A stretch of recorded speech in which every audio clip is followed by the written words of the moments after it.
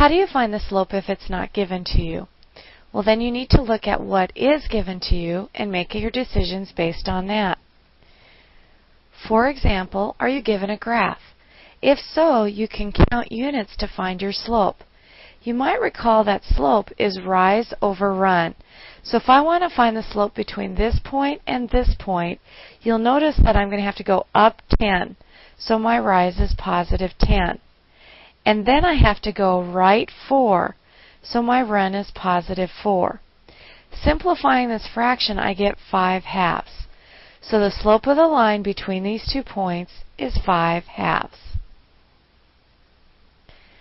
Are you given 2 points instead? If you are, you might want to find the slope by using the slope formula. The slope formula tells us that slope is found by taking the change in y's, y sub 2 subtract y sub 1, and dividing by the change in x's, x sub 2 subtract x sub 1. So labeling our points, negative 2 is our first x or x sub 1, 3 is our first y or y sub 1. 6 is our second x or x sub 2. 7 is our second y or y sub 2.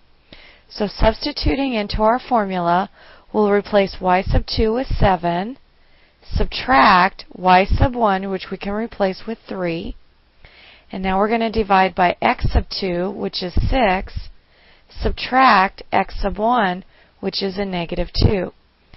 Our numerator simplifies to be 4, and our denominator simplifies to be 8, so our slope simplifies to be 1/2. The slope of the line between these 2 points is 1/2.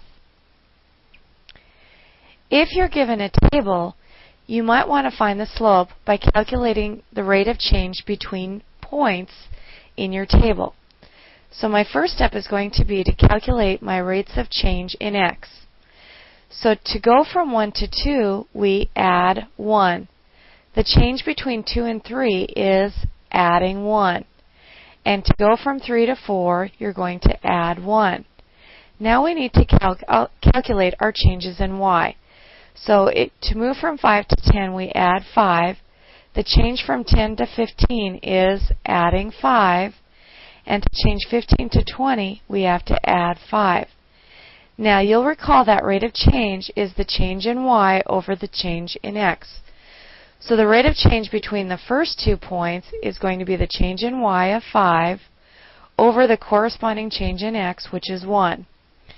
Between these 2 points, the rate of change will take the change in y and divide by the corresponding change in x.